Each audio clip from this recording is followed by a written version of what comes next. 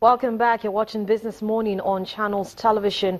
Now, heads of African Maritime Administrators under the aegis of Association of Heads of African Maritime Administrations are expected to converge on the nation's capital, Abuja, starting today up until the weekend for their third conference. Now, Nigeria is actually hosting this conference, and we're talking now to the Director General of the Nigerian Maritime Administration and Safety Agency, NIMASA, Mr. Dakuku Pitasai, to get more on this particular conference and meeting that's going on, and of course take a look at some other issues that have come up in the Nigeria maritime industry. Mr. Pitasai, a good morning to you. It's great to have you on Business Morning.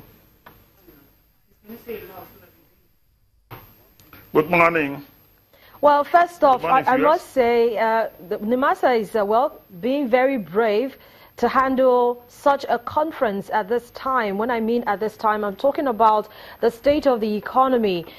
Even though there are data coming out that says that Nigeria is out of recession, but things are still not the way they really were once upon a time. So why is NIMASA hosting, why is Nigeria hosting this conference this year?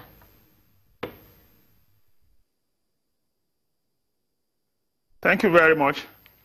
A time of recession is when you should work harder, when you should look at all areas to make money and improve your economic base. Recession is actually a period of constricted growth. And so it is the appropriate time to make investments. It's just that your investments must be well calculated. We are hosting the conference this year. It should have held in 2014, but for the outbreak of Ebola, it was put forward. And so we're privileged. We consider ourselves honored to host 33 African countries, 33 African maritime nations on the soil of Nigeria. Recall that a lot has happened between 2014, when we should have hosted, and now. Between then, the heads of government had signed what is called Agenda 2063, a set of 7 aspirations, where Africa wants to be by the year 2063.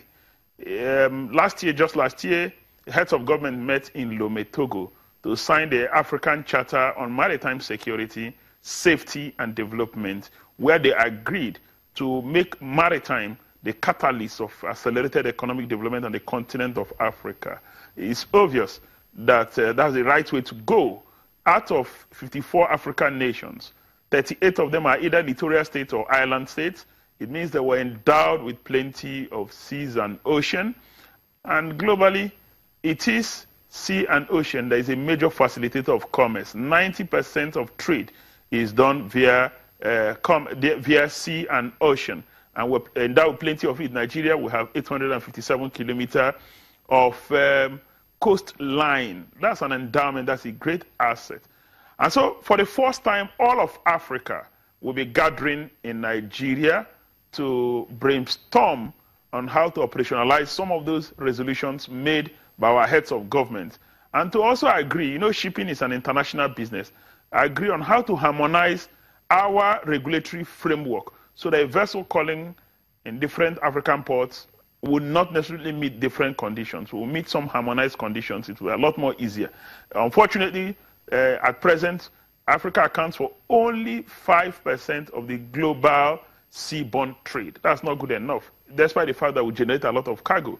Others just see us as a consumer continent where they just come and dump their goods. It shouldn't be so. We don't have African vessels conveying our goods. We don't have seafarers plying international ocean-going vessels. That's not just good enough. So there are many reasons. It's a privilege, actually, that we're meeting in Nigeria.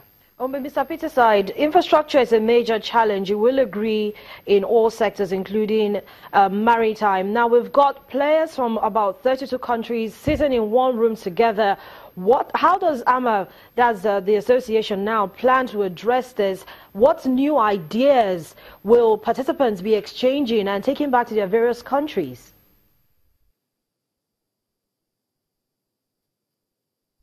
Well, I agree with you that infrastructure is important.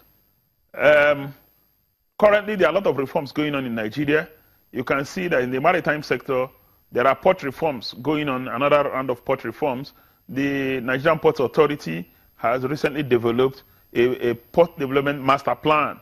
A number of greenfield ports are coming up. Nigeria is also looking at the possibility of floating a national fleet so that we have Nigerian vessels take our cargo, whether wet cargo or dry cargo, which will also provide opportunity for our young cadets to be trained on board ocean-going vessels. So we're looking at the issue of infrastructure, but beyond the issue of infrastructure is the issue of regulatory regime. Maritime is a sector that is governed by international conventions. And of course, all of us are under the purview of the International Maritime Organization, IMO, which is a specialized agency of the United Nations. Aside from the IMO, we have regional groupings in performance of our port and flag state function. For most of us in West and Central Africa, you have the Abuja MOU. Of course, we have other MOUs, the Paris MOU, the Japan-Tokyo MOU, different regional groupings. So even as a continent, we are looking at how we should speak with one voice, how we will attract more investments to our continent, how we can get more of our people involved in seaborne trade. And so a number of new ideas will be looked at, starting from the issue of maritime security. There are 3 hotspots of piracy globally. Out of these 3 hotspots, 2 are in Africa. The Gulf of Aden, which is off the coast of Somalia, and the Gulf of Guinea, which is again off the coast of Nigeria and Cameroon, and the whole of that axis. So the 3rd spot is the Strait of Malacca. But despite the fact that we used to have a lot of pirate activity in the Strait of Malacca, it is still a thriving port. It's a thriving sea trade area. That's Malaysia-Singapore axis. But why is that all different? Ports call here, but again, we pay premium for insurance. Apart from paying premium insurance, it affects the cost of freight. Because it affects the cost of freight, it affects the volume of activities in our ports. But what still is the fact that we don't have African flag ocean-going vessels.